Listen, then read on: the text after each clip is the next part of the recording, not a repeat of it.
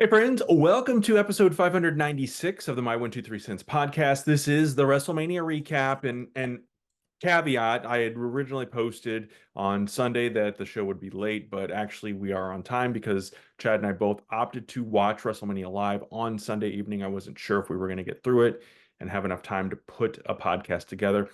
And Chad, I've always been kind of conflicted on doing the recaps and because I feel like everybody does a recap show, but we kind of got invested in WrestleMania this season, kind of the highs and lows, the hype and the lack of hype or build up. So I figured we'd see it all the way through and talk about this year's show. But first, before we get too deep into it, how much of it did you watch any of the other SmackDown or Hall of Fame, any of the other things associated with WrestleMania this weekend? I did watch SmackDown, and I watched it after the fact, so late Friday night. And for that, I used a VPN to watch on Netflix from another country. Hmm. And I'm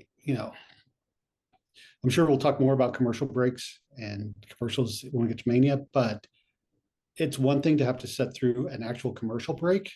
But when I was watching SmackDown, the 3 minute "we'll be right back" with just promos of video of WWE stars, I couldn't skip those either. And I'm Yeah. like, why am I sitting here watching 3 minutes of nothing? Like, so I think people in other countries should complain more to Netflix and fix that.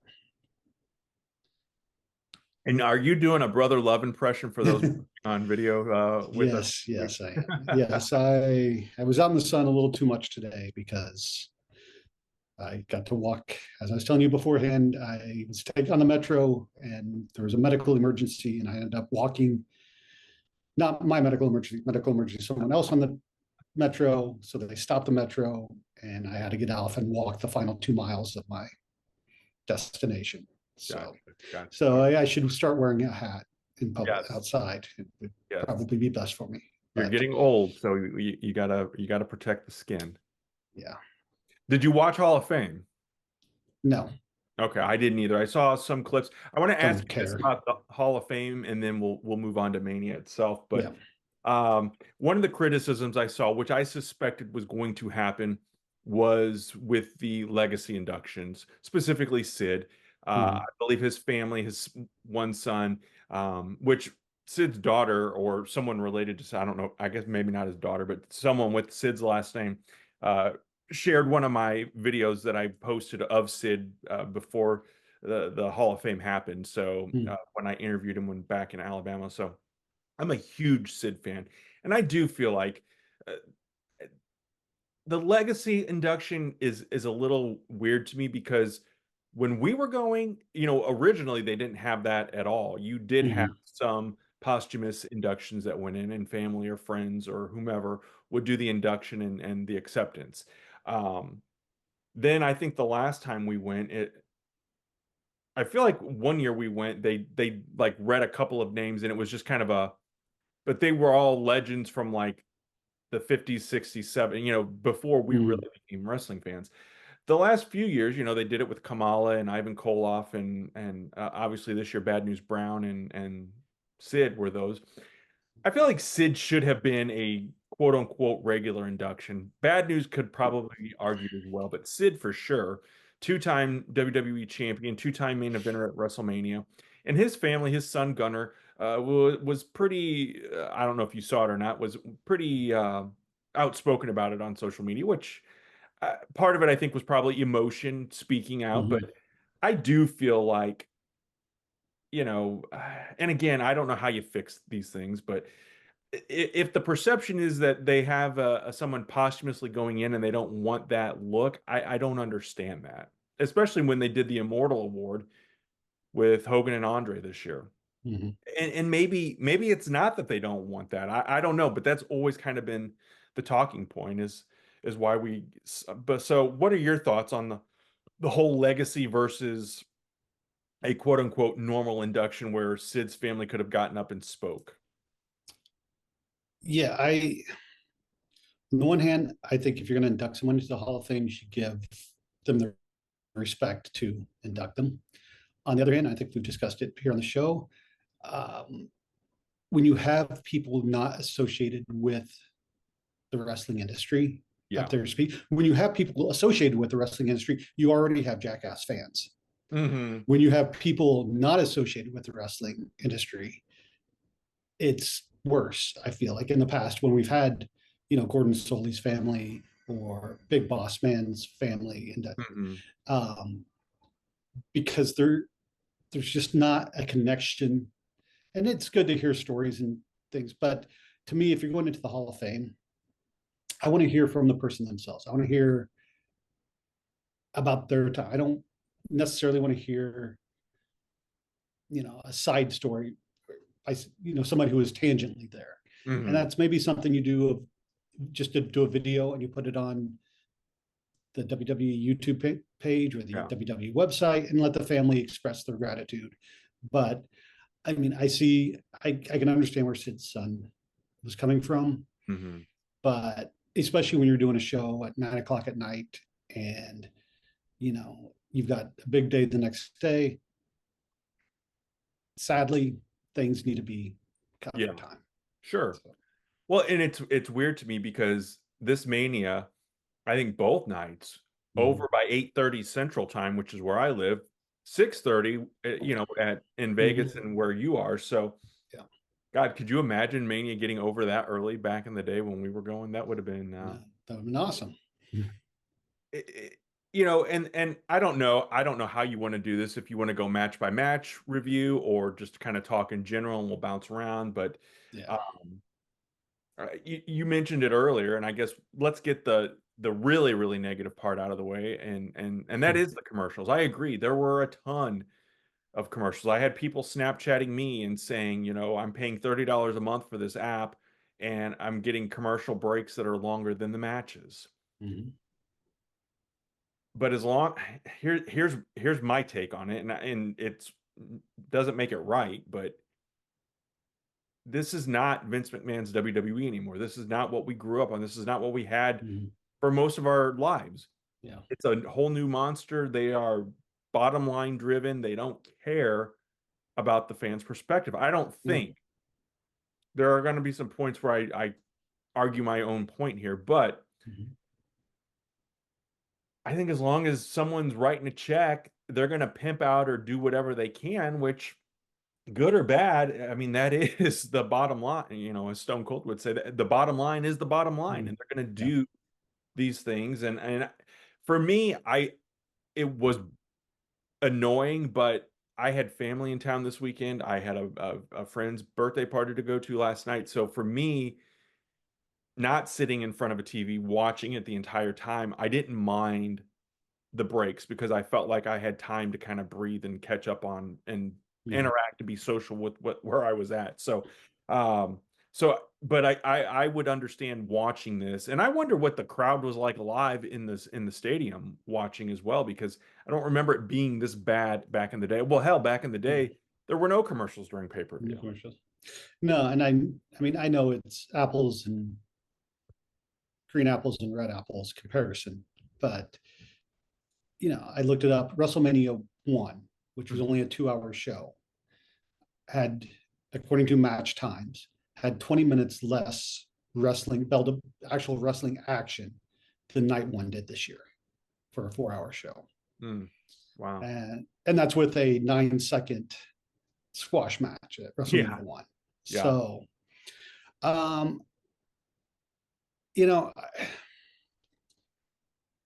obviously anybody that follows me on Twitter, and there's like 3 people that do. So I was hashtagging commercial mania a lot, trying to be snarky. And I get it. I don't like it.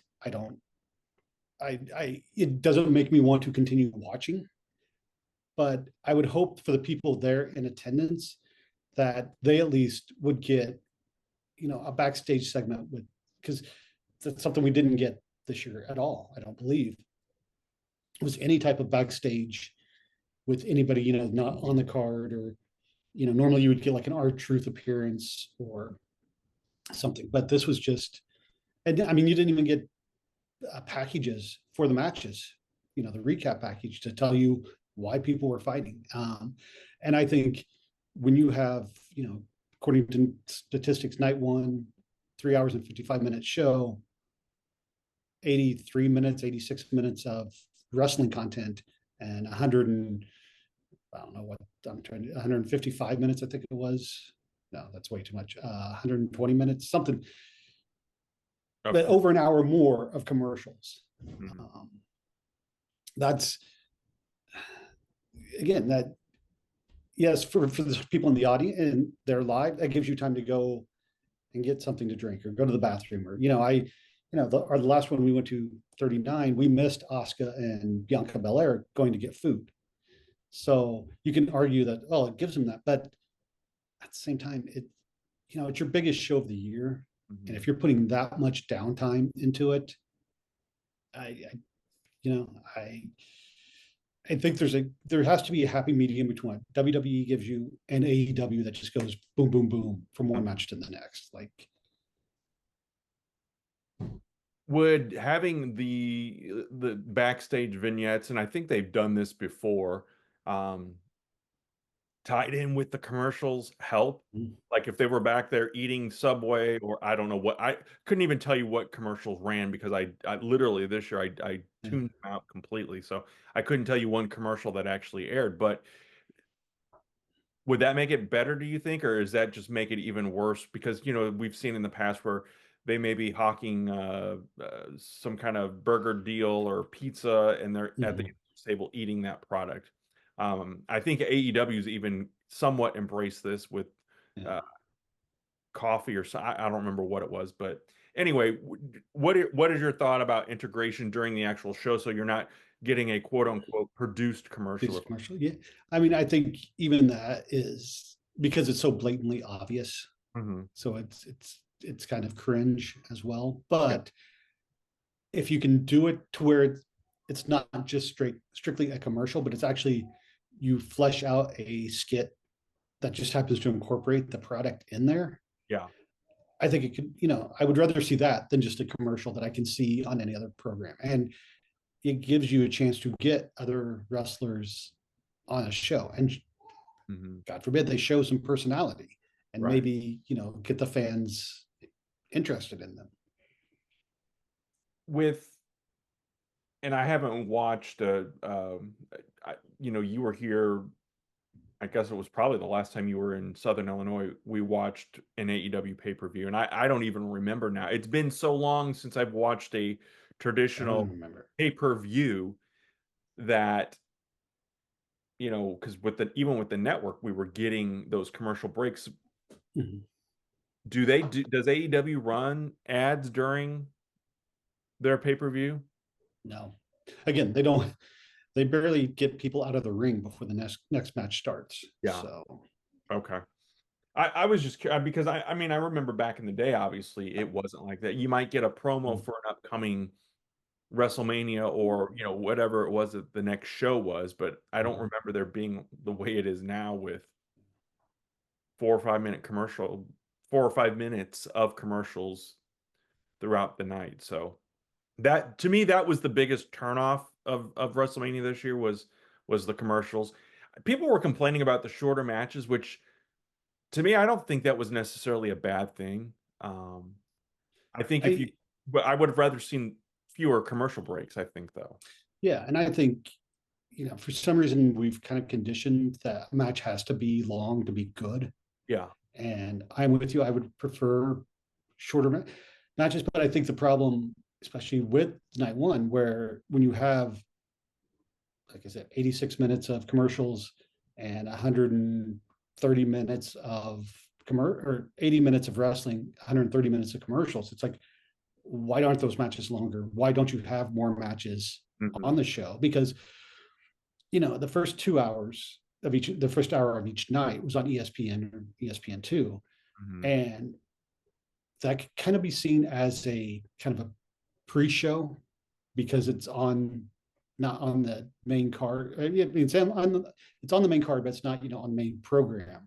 Right. And because those are just the matches, and then trying to get you to subscribed so you can watch the rest of the show. So you take those two matches off the 2 matches from each pre-show off. Night one then only has 5 matches on the main show. Night two has 4 matches. Right. Or 3. That's, and That's insane. I know, I think as Bruce Pritchard said that way the fans remember it more. And I'm like, do they, or do they just get bored? I mean, again, for me sitting at home, I'm like, okay, I'll go, surf the internet for the next hour until the next match comes on. So, I mean, because again, there wasn't anything happening even in the show. Well, let's talk about some of the matches here. Yeah. Night one. Everything starts off, and this is a new era for WrestleMania because despite the fact that there have been several PLEs on ESPN, this is the first time it's been WrestleMania. So we've obviously seen an evolution of the product from closed circuit to pay-per-view to now streaming, and some folks could watch WrestleMania, the first 2 matches, like you said, free without the app. So we're hitting new territory here. But iShowSpeed and the Vision, Logan Paul and Austin Theory, the tag team champs, teaming up against the Usos and LA Knight. I was surprised. Well, I guess I was surprised. I think I tweeted or I might have texted. I don't remember now. I figured that iShow was going to be the Danny Davis or the Bobby Heenan of this 6-man and get some kind of underhanded way of winning it, and ends up his team loses and he ends up, I guess, turning face in the process. What'd you think of this? I know you're not into the whole celeb thing, and probably not a big iShowSpeed fan. I would reckon. I still don't know who iShowSpeed is. So real quick, I will say that night one and night two were drastically different in terms of opinions. Night one to me, I don't know who booked the show, but they should. If it's the same people that did night two, I want to know, did they just forget about night one and then quickly book it that afternoon? But the match itself, again, it was on ESPN, which I think was the chance to try to get the casual viewer. That's why you have iShowSpeed out there. This story just made no sense. Of iShowSpeed gets kind of forced into the match, because Logan Paul kind of drags him out of the crowd on Raw. And then LA Knight attacks his studio and beats him up. Then this match happens. The good guys win. Logan Paul starts yelling at iShowSpeed, and they turn on him, and then the good guys embrace iShowSpeed. And it's like, to me, it made no sense. So, and I don't think the match was anything special. Like, this is a match that you'll forget about by Monday. Okay. What about the unsanctioned match between Jacob Fatu and Drew McIntyre? I think those guys gave a lot for that match. In that match, Jacob Fatu, I find him entertaining in a weird kind of way. And Drew, I've always liked Drew, even way back when we're hanging out on Bourbon Street. Oh God, I actually forgot about that. But yeah, so I mean, it was a hard-hitting match, obviously. Again, though, unsanctioned, I always find funny because it's like, well, then how is a match unsanctioned? Somebody WWE doesn't pay the medical bills. Do what? WWE doesn't pay the medical bills if you get injured. Maybe that's what it is. But what did you think? Did you like it? Did you not like it? Did it make sense to you? I mean, it was fine, but it just, for an unsanctioned match, and it just didn't seem to live up to the stipulation. I know they use tools and table, but it's just like, we've seen that so many times that it's not really They need exciting. they needed syringes. Yes, they need something to, and if you're beating me up with a wrench and taking pliers to my face and there's no scratches on me, I am more red now than Drew or Jacob was in that match. And there's the theory that, oh, because it was on ESPN, they didn't want to show blood because they didn't want to scare off the casual viewer. But I I think this match suffered from a lot of what, especially on night one and a couple matches from night two, where it's like it never got going and then it just ended. And again, we talked about the matches being short. So I think it just, and yeah, I mean, it was fine, but again, we'll see where they go with it on Monday. And I don't, this is where I got disjointed and went to dinner. And so I went back after, because I joined the show back live and caught uh, I think the women's IC title match and the main event. So I may be jumping around with this, but you and I talked on the phone the night before Mania, and you had seen a spoiler and told me, was this spoiler? And the spoiler is that Nikki Bella was not going to be competing in, and Soraya or Paige was taking her place in the Fatal 4-Way Tag Team match. Was that a WWE spoiler, or was that some internet journalist spoiler?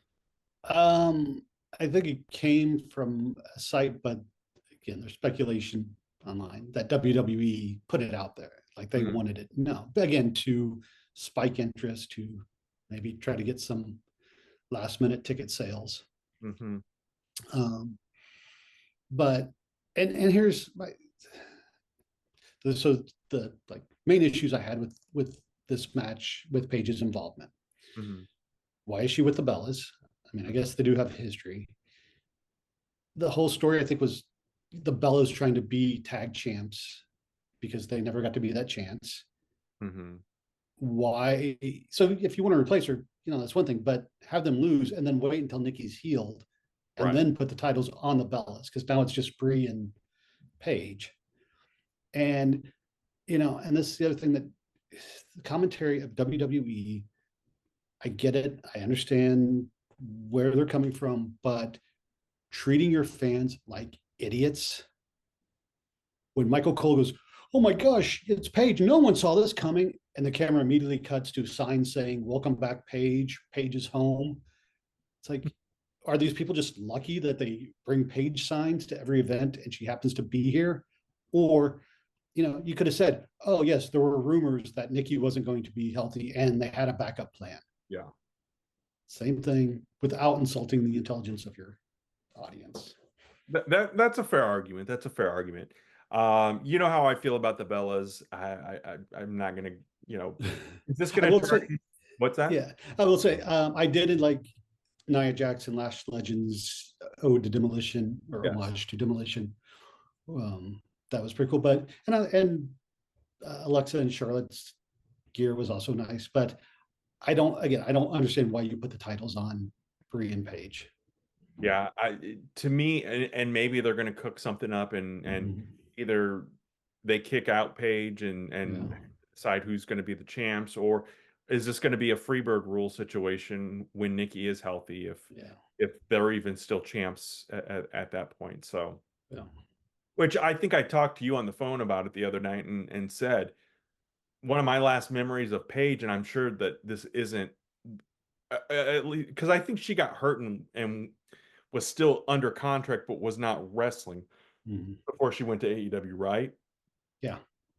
One of the last things I remember about her, and I'm sure there's probably other things here, but was her and AJ Lee teaming up against the Bellas at WrestleMania, or not 15, but in 2015, I think.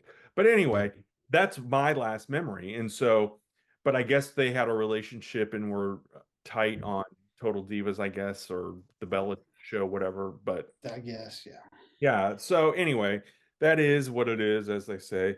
I just wrote initials down instead of stuff out now. I'm like trying to figure out. So the next one, I believe, is, let's see, I have the Wikipedia page, is Becky Lynch and AJ Lee. And again, I'm going back to booking. The match was fine, but one, AJ Lee's come back. This was her fourth match with Becky since coming back. I think she's had maybe 1-2 other matches besides that. Why is she champion then? As we discussed, I think on last week's show. Yeah. Two, the whole story for the last 4 months, I think it's been, is Becky Lynch doesn't like Jessica Carr, the referee, calls her crooked, has claimed that, you know, she never lost matches, Jessica's cheated. Why is Jessica the referee? Why would Becky agree to this? And I guess, again, I watched this part without commentary up. I've heard rumblings that they did mention, like Wade Bennett did mention it on commentary, but again, it still doesn't justify why she would be the referee in this match. Yeah.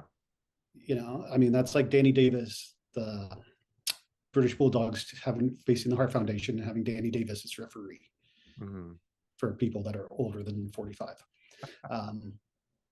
But it just, so that took me out of this match. And then I thought the ending was poorly executed. And then Becky's back to being champ. And so again, I go, what was the point of the last 4 months? Well, yeah, I don't disagree with you on that. I wasn't, again, overly excited about that particular match, and she had better luck than Becky, being the she, had better luck than her husband Seth Rollins, who faced Gunther. I thought this was a solid match. The wrestling, the in-ring stuff is good to me for WrestleMania and all that. We're not criticizing that. A lot of it has to do with the story, and we talked about it last week. They were in a pinch with injuries and stuff. I think this was a good way to keep both of these guys, especially I think Gunther had to win this one.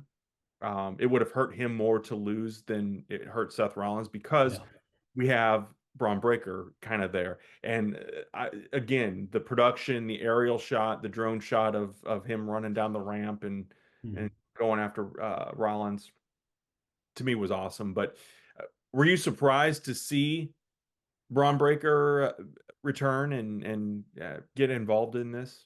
No, that's what I expected to happen, because again, that's the story, is Seth needs to face Braun. If Braun's healthy, he comes back and helps Gunther win. So, and this match I didn't really pay that much attention to. We've said, you know, many times on the show how I feel about Seth and Gunther, and expecting Braun to come back. I knew this was going to be the last match before I had to turn the show off live and pick up later. So I was busy with other things, but yeah, I mean, it was fine. I'm sure the match was fine. And like you said, this, my criticisms mostly are not anything to do with the actual wrestling of the show. It's the storytelling and the product placement and the match placement.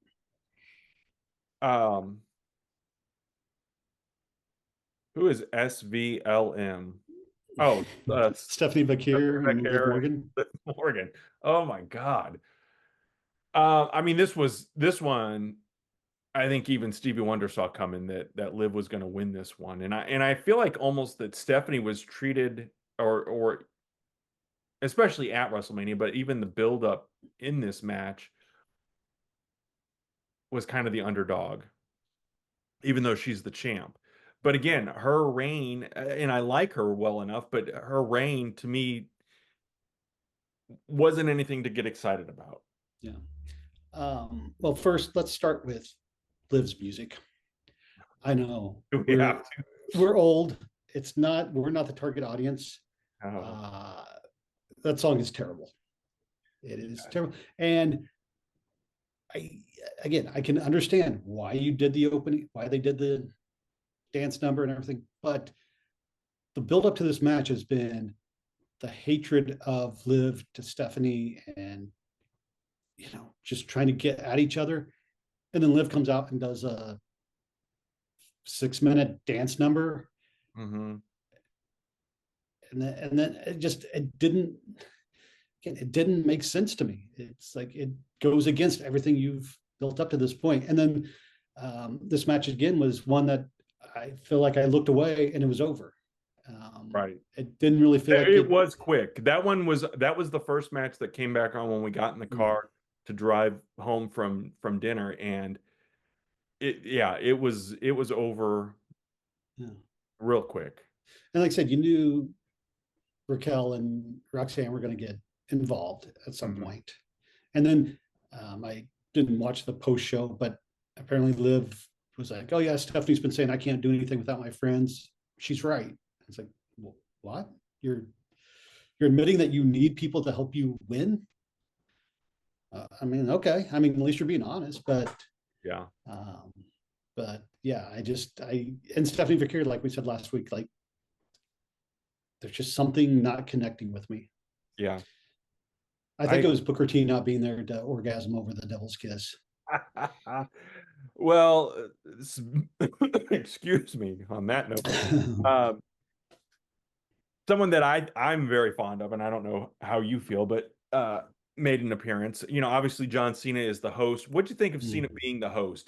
Did it need, was it too soon? Has he been gone long enough to necessitate a return? Was this a breaking glass in case of emergency situation that they felt like they needed Cena to be a part of it? Or is it okay for a legend who has recently left to return so quickly? I'll just go one step further. What's the point of the WrestleMania host? To come out and read the numbers? Yeah, and to say welcome to WrestleMania. Yeah, Like, again, do we need, when you have a show with so little wrestling, do you need to kill time with right. these segments? I had no problem with Cena being there. I mean, it just he is very good uh, company man, you know, and um, I I'm sure there are fans that are upset that he kind of paid homage to Vince McMahon with his welcome to WrestleMania. But again, if you take those two segments off, other than what you're about to mention, you don't miss any, it doesn't affect the show in any manner. Right. Obviously, they did the announcement for the tickets or the people in attendance.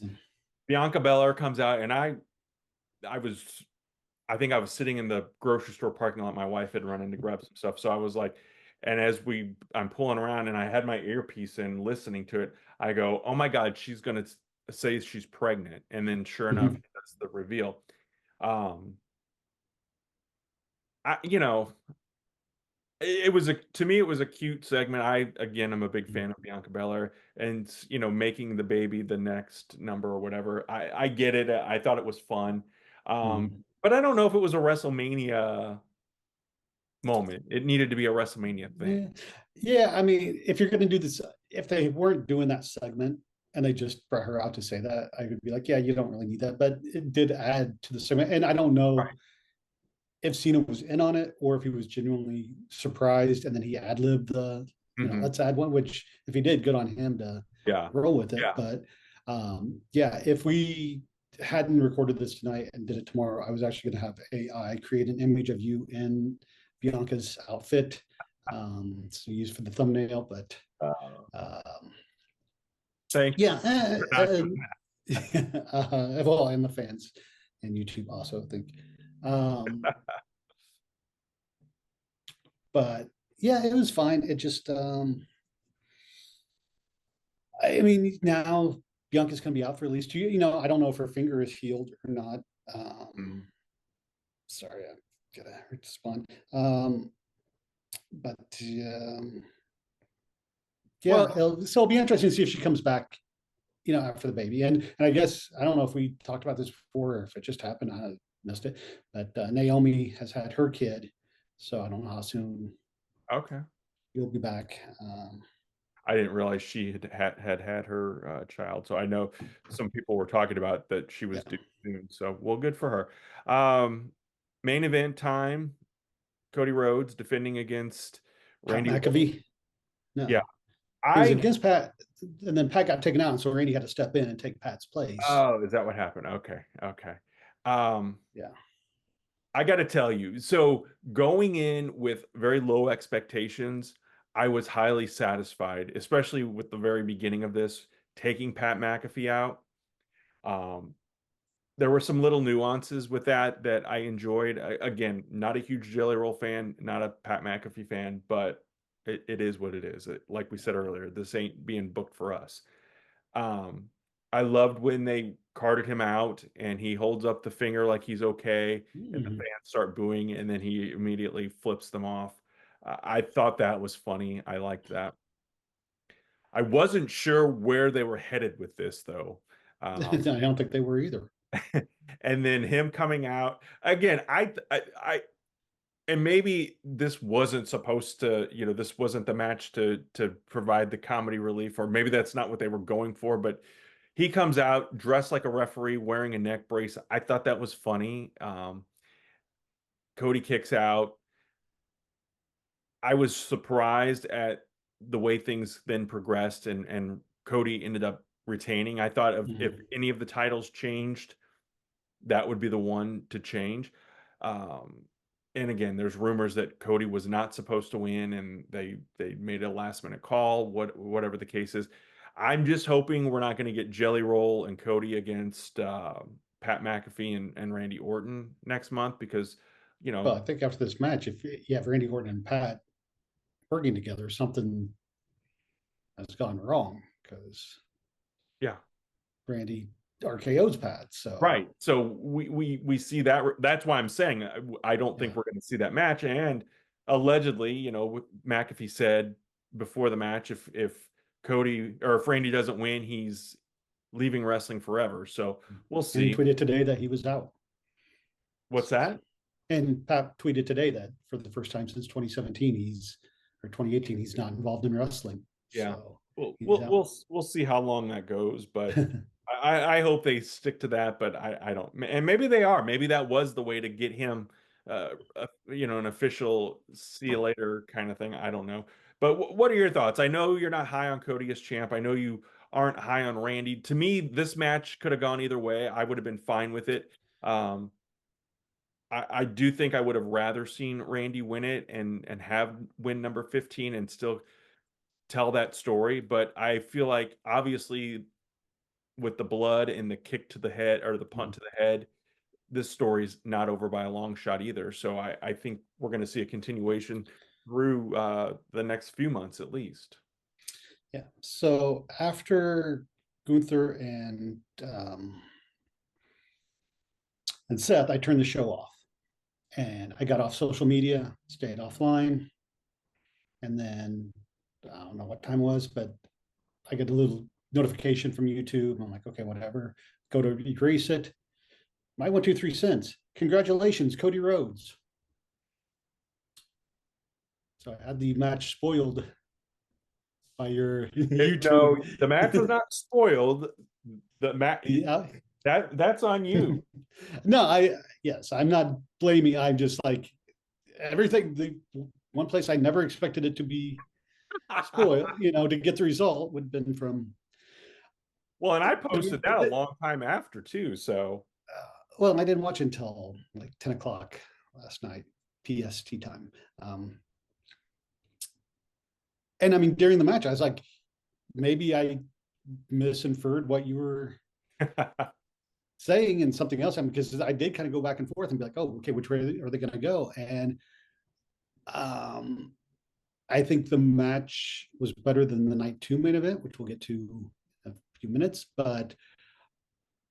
But the ending just, I don't know. Again, who thought that up? Where it did, the way it was executed didn't make any sense to me because Cody, pokes Randy in the eye and he's standing in front of him. And then the referee comes up from behind and Randy gives him the RKO.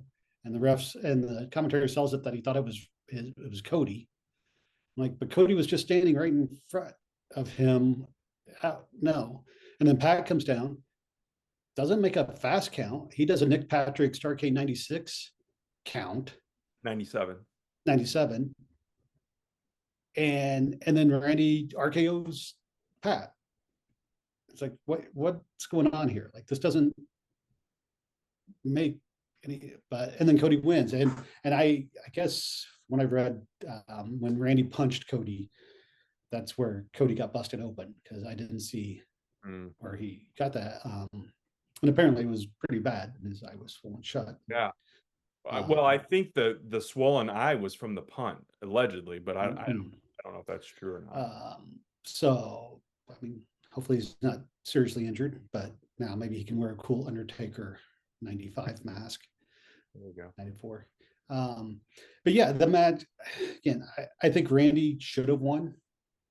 I think, I mean, we'll see where the story goes, but as much as I didn't like Pat being involved, I think there was actually more of a story there that they could tell. And this, I don't know if they just took the negative reactions and got scared and pivoted or what, but yeah, again, not a fan of Cody. Um, the I match will, really, I'll argue though. I think that, and I agree though. I did want Randy to win, but I think Cody needed to win because for so long, when Cody and Randy, part of that whole 20-year story arc is, mm, for the most part, Randy always had the one up. He was always yeah, the better superstar. Saturday night, we got to see Cody get that moment to shine, and so now he's shown that he can beat Randy. So yeah, Randy, and I do think Randy eventually will beat Cody. yeah. And I I think this is it for in Randy. I don't think, but maybe. the, and here's the thing is the match, so we didn't get any, packages leading up to the matches. We did for this one.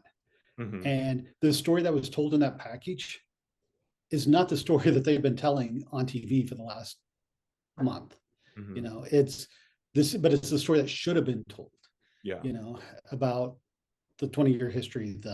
I guess, was it Cody beat Randy in Cody's debut? Then Randy is the one that beat Cody when it was, if Cody lost, he was leaving WWE. Mm. You have that story to be told, and Well, and they that's just mucked it Dusty's up last match too was against Randy Orton.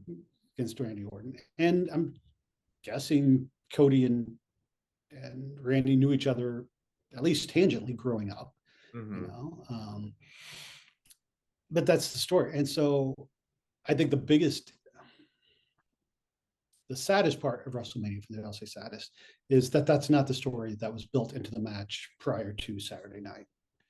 Um, but yeah, we'll see where it goes. Obviously, I don't think Cody and Randy are done because WWE does like to drag multiple matches through multiple PLEs, and the show is called Backlash, which usually is a continuation of WrestleMania. So, Yeah. but yeah, I think and I wonder too if the rumor of the match, Cody and Pat, or Cody and Jelly versus Pat and Randy, was leaked to try to get interest in ticket sales, and then if Backlash, no pun intended, against that match made WWE realize that it wasn't a good idea. Yeah. Yeah, make your voices heard. I do think sometimes fans bitch for the sake of bitching, but I do think, sometimes it does lead to um, positive change or change that we want to see. Night two, I was looking more forward to night two. I think Yeah, it's fair to say. I think, and I think night two delivered more so or better yeah. than night one did. Um, to me, the most anticipated match of the night was Obafemi and Brock Lesnar. I was not 100% sure how that one was going to go. I could see it have gone either way. You know, Mhm. I listen to a variety of podcasts. Most of them are the Conrad podcast, and most of them he goes through before Mania and talks to all the co-hosts, um and I can't remember now if it was Cornette's podcast or Conrad's, but they were making points that every interaction leading up to this WrestleMania, Obafemi got the one up on Brock basically, which made me a little, like, because I wanted Obafemi to win. Mhm. Uh, but man, I'm gonna tell you, I was excited and happy and got legit goosebumps when he got him up and did the when Oba kicked out of the F5 and then hit I don't know what his move's called, but when he hit it, pinned him. Mhm. I was excited. I was happy for Obafemi, but I think something that nobody expected was Brock took off his gloves, got emotional, Mhm. and I don't think that was an act. Took off his boots. Paul Heyman comes in. Paul Heyman is emotional. Seemingly, if we go by what, but we saw The Undertaker do this before too, Yeah. but seemingly Brock Lesnar is hanging it up now. There were rumors. I think Mhm. John Cena even helped fuel some of that, saying that it's SummerSlam in Minnesota that would be Brock's last match. Um, what do you think if Brock is done now and was anointing Obafemi as the new beast incarnate, if you will, the right move? I was surprised. I, but I think it actually would be better for this to be the final match Yeah, I than the agree. rumored Yes. retirement, Gunther retired, because Gunther doesn't need it. Yeah.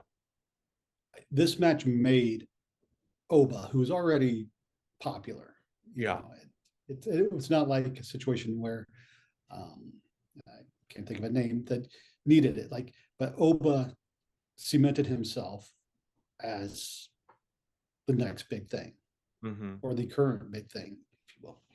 Um, and then, to me, I was joking in my head that um, they told Brock that he was going to lose to Gunther, and he's like, "Yeah, no, I'm not," and he just took off the clothes. I said, "Nah, we're good." But and I think it's, I mean, yeah, Minnesota is. I mean, I don't think Brock is Brock from Minnesota, or did he just go to school at Minnesota? I know he I'm went to thinking school Minnesota, there and he played for the Vikings for a but I think he's second. from North Dakota. Oh, is he? Okay. I wouldn't say, but close Lives in enough to Canada where that would be now, the, so yeah. yeah, So I mean, there's um, really, I guess there's ancillary yeah. connections to Minnesota. Um, But yeah, no, it was a surprise, and I agree that I had hoped Oba would win, and I think for the most part, in all of night two match outcomes were the right call, with the exception of the main event. mhm. I think we're gonna agree a lot on night two. Um, Again, excited, happy to see what's gonna happen next with Oba. Uh, Mm. Next, though, at the free show, if you will, uh, the car crash of a Mm. ladder match. God, listen, I criticize AEW with the syringes, and when I said that earlier, that was obviously tongue in cheek, no pun intended. But um, I don't like those kinds of matches with the extra stuff, Mm. the tools and the skewers and whatever it is. I don't like it, and I don't like ladder match. I've gotten to the point where I don't like ladder matches because to me, it obviously anytime someone could get hurt or get seriously hurt or die in the ring. Yeah. But I think you amplify that risk, especially in a ladder match. And there were a few instances where I'm like, oh my God. And actually, I think Michael Cole said JD McDonough is dead when he took the was it the Spanish fly or the Mexican pile driver, whatever it was that he got from Penta. So yeah, those matches make me nervous, and maybe I'm a puss, I don't know, but it just I'm not comfortable watching ladder matches to that extent. Rusev took a pretty nasty bump too at one point. I thought for a second Javon Evans was going to win this, and I would have been Mm. okay with that, I think, because I'm not a huge Penta guy. But he is very toyetic. He is very uh, kid friendly. Um, Mm. you know, I do think he's kind of going to become this generation's Ray as far, because Ray, I can't imagine him doing this much longer. And I almost thought for a second he was going to win it, and then they'd have Dom beat him for the belt and retire him. Mm. But obviously that didn't happen. But what do you think of this? Did you like the fact that Penta retained? I was fine with Penta. This match just, and I think it's because we've seen so many ladder matches that they're passe now. It's like, oh Yeah. yeah, you did crazy move, and I Right. mean the one when Javon gave the OG cutter to Rusev. To me, I had to watch the replay and look, because it was like Rusev's climbing the ladder, but then he like comes out to take the cutter. Like it just, and again, those are very nitpicky of like, Mm-hmm. okay, you're trying to do something, but it just doesn't seem natural. Right. That's when wrestling seems maybe not on the up and up all the Mhm. time. Right. Yeah. But as I put on Twitter, if I never see another Canadian Mexican destroyer, I will be perfectly fine. It's a move that was cool when it was first, you know, showing up in wrestling, and now it's just overdone to death. Again, when you have 90-year-old Ricky Morton out there doing them on the indie scene, it's so. But yeah, for Penta, sure, fine. Alrighty, and we have Trick Williams with Lil Yachty, which So I was going to say, I was going to ask you top 5 Lil Yachty songs. Go. I couldn't name, much less 5. I couldn't name one Lil Yachty song. I have no clue. I think he has a song called Vegetables that I looked up. Vegetables? Yeah, Okay. and I My listened kids to know some. who he is, so, and they know who I Show Speed is, and Logan Paul, obviously. So Yeah. again, we're old guys. Sami Zayn gets the title defense here with the U.S. title. Uh, Not surprising here either. I think this was another one that it was pretty well established that Trick was going to win this.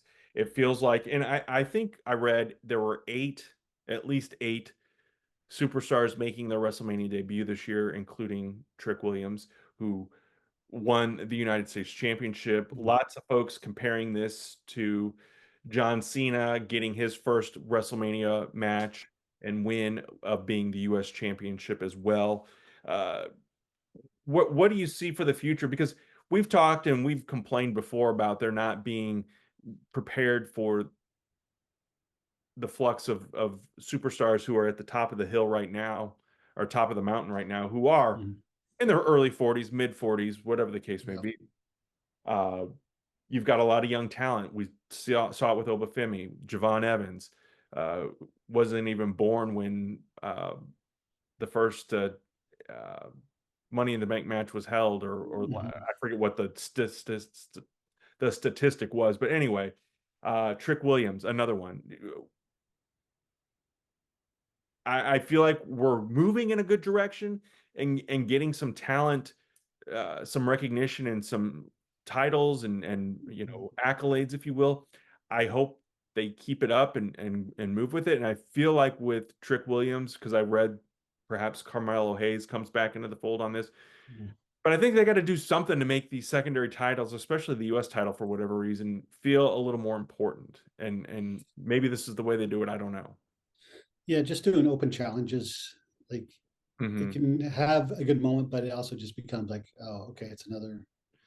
Yeah. You don't need a storyline in place, and it's just then it becomes a match for the sake of having a Yeah. match.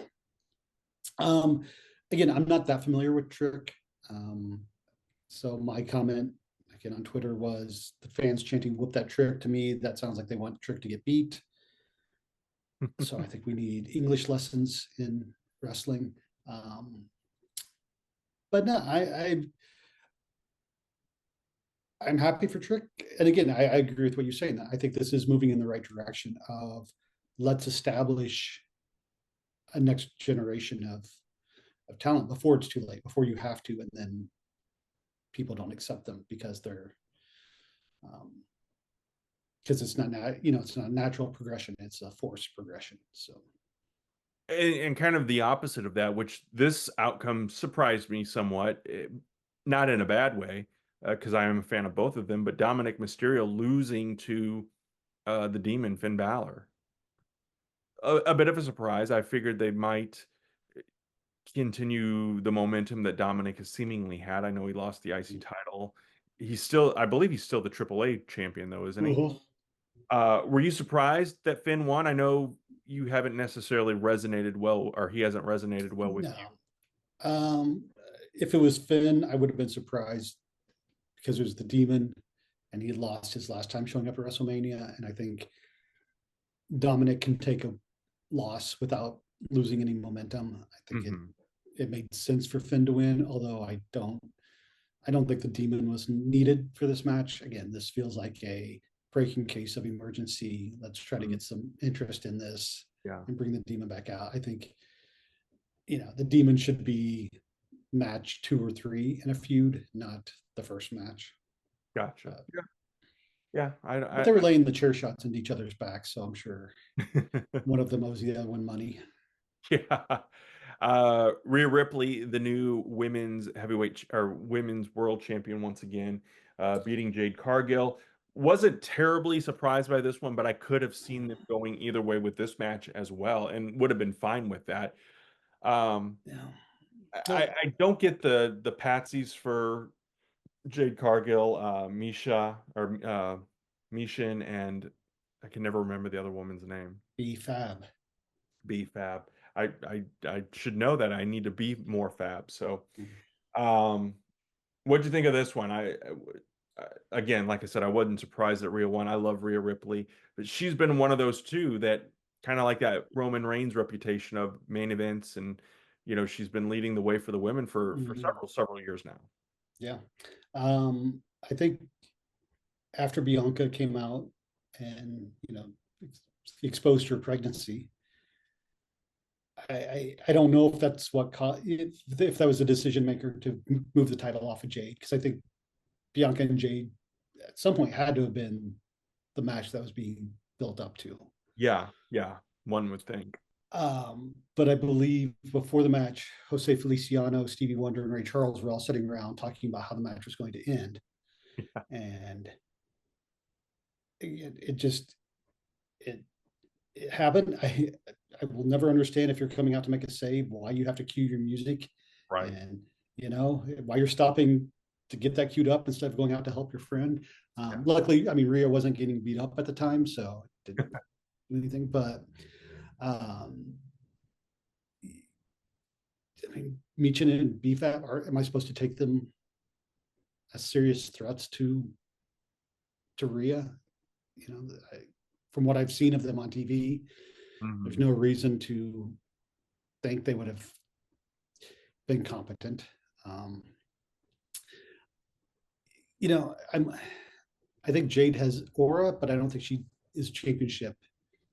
Um, I don't want to say championship material, but she doesn't need a title. Like, I think a title hinders Yeah, her development. yeah, I like that. That is true. Um, I agree with that. and Rhea is Rhea. Like I said, this was her 7th title match at WrestleMania. Do I need to see her as champion again? Yeah, we'll see. We'll see how it happens. But in this was a match, I would say, out of the matches on night 2, this was probably the one that I felt was the weakest in Mm. terms of a match. Um, but but yeah, I expected Rhea to win, and so yay, got another one on the prediction list. Well, did you expect The Miz and Kit Williams to come out and I expected Kit Wilson to come out. Kit I Wilson, didn't. Cat Williams, right? Is that Yes, okay? Okay, totally different people. totally different people. Yes. They interrupt John Cena, who is, of course, announcing the attendance for the evening and for the weekend, of course, just over 106,000. As soon as I saw them, I knew my boy was coming. So Mm, I was eager, and my son was at dinner with us, and I said, "Here comes," because yesterday I was telling him about Danhausen and how he mm. reminded me of him. And so when all of the little Danhausen, they're like, Midgets. They want to be called midgets.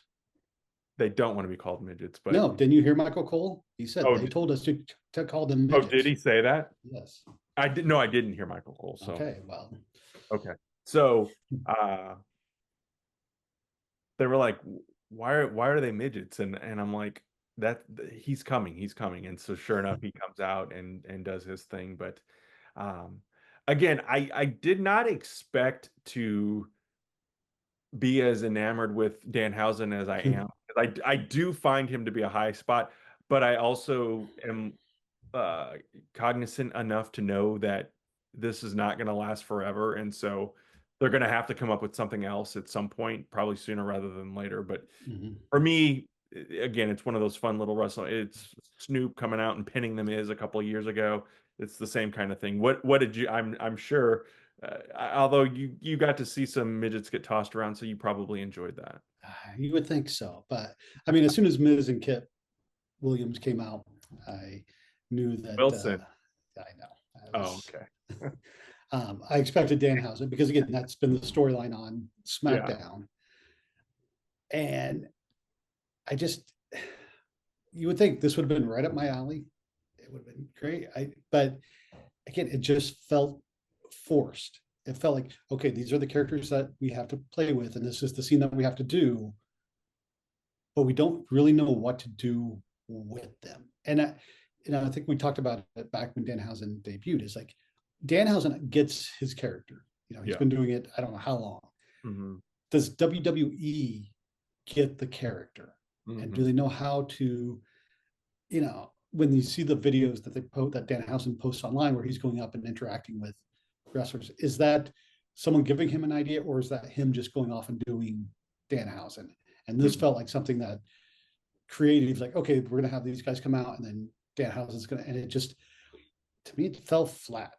But Mm. then again, I was also hoping that at Survivor Series we'll get the return of the King's Court and sleazy, cheesy, wheezy will be back in WWE in time to have a match with Danhausen and his little people midgets. Maybe we'll cross our fingers for that one. Main event time: Roman Reigns takes on CM Punk. Uh, This Punk was had so the accurate.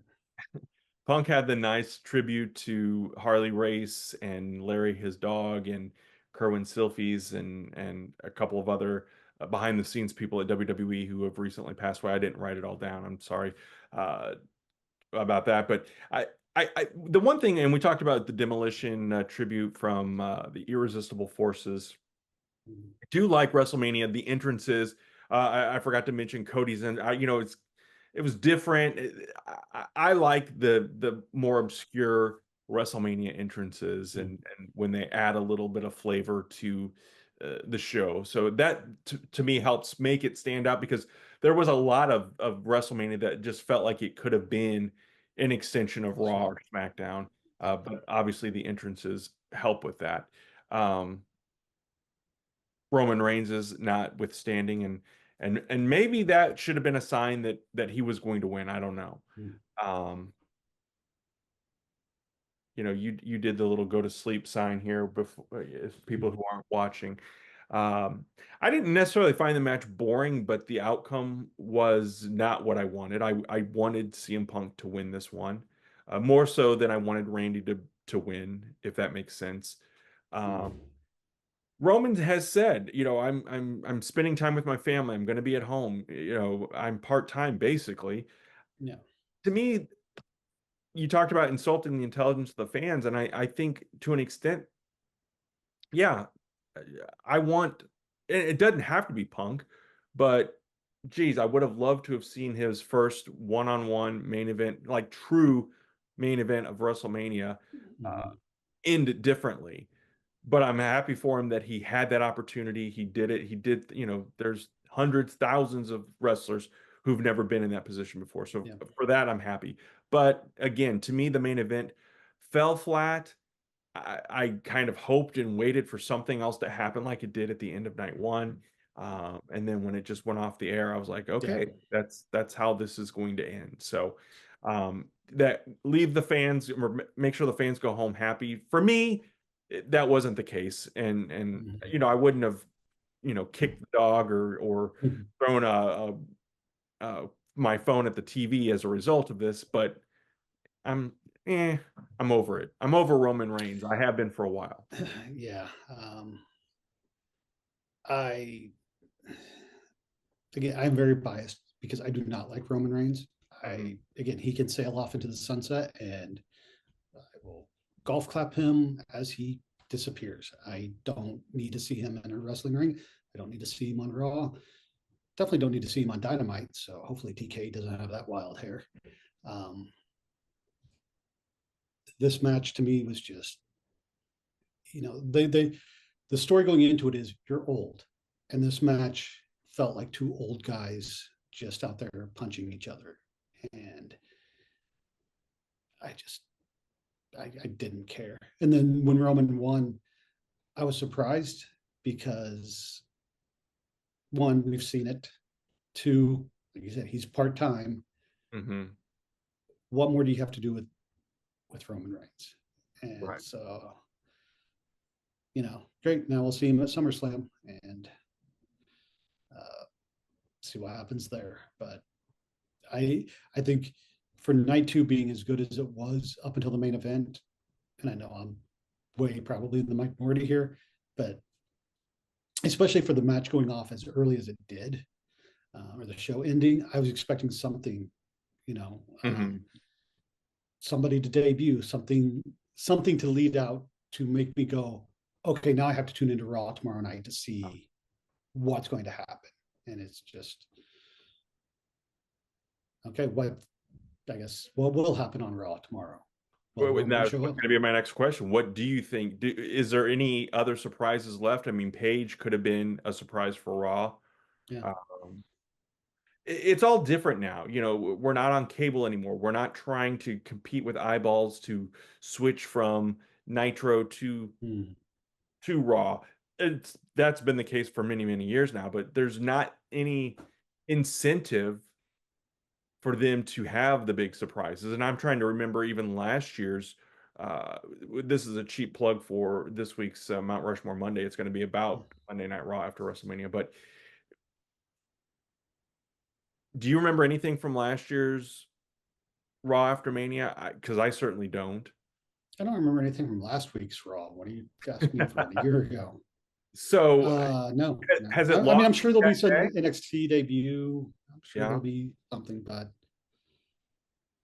yeah, I don't. So as we wrap things up, give me a letter grade for you can average it and combine both nights. I do think this was better than last year's WrestleMania. I think night two. I think this was the inverse of last year's WrestleMania. I think night one was definitely better last year than night two, and night two this year is better than night one. And I think that just shows that the show should only be one night. Yeah. Um, I'm going D minus for night one, E minus. Wow. and I would go probably a B for night two, just because that main event, everything leading up to that was good, but the main event, in my opinion, took it down. So Mhm. it was average. It was C overall, we'll say. Wow. Because again, I don't think there, other than Oba and Brock, I don't think there's anything on this show that I would watch again. But I'd give it the overall a grade of a B. Like you said, night two was definitely better than night one. But I went into night one with rock bottom expectations for the mm, main event. And the fact that Pat McAfee did not get involved in night two made me very happy as well. So uh, for that, I'll give it a good score. But mm, we'll have to wait and see. Obviously, as we've said many, many times before, wrestling is a story, a continuation, and it continues this week with Raw, NXT, and SmackDown. Um, maybe someone will get called up, like Chad said. Maybe there'll be another return or a debut. Roster seems kind of bloated now, anyway. Though I don't mm. know who else or who else you would bring into the fold, but you never know, I guess, huh? Yeah, I don't even know who would be available to show up. So Maybe Shane. yeah, maybe Vince. Could be Vince. Could be. All right, Chad, anything else before we pull the I don't want to say pull the plug, before we hit pause on this one and continue on? Nope, I think now we're just 1 year away from WrestleMania 43, so we got to get our Saudi tickets, plane tickets in line. So and well, that's a whole nother discussion that I'm sure we'll talk to as it gets time. But given the way this year's WrestleMania was, with next year not, because I don't know how tickets sell for the Saudi shows, but I think it'll be interesting to see how much thought goes into the show. Yeah. Well, we will see, and we will talk again about that in the very near future. Friends, thanks for listening and or watching. Let us know your thoughts on WrestleMania in the comments, and we will see you next time.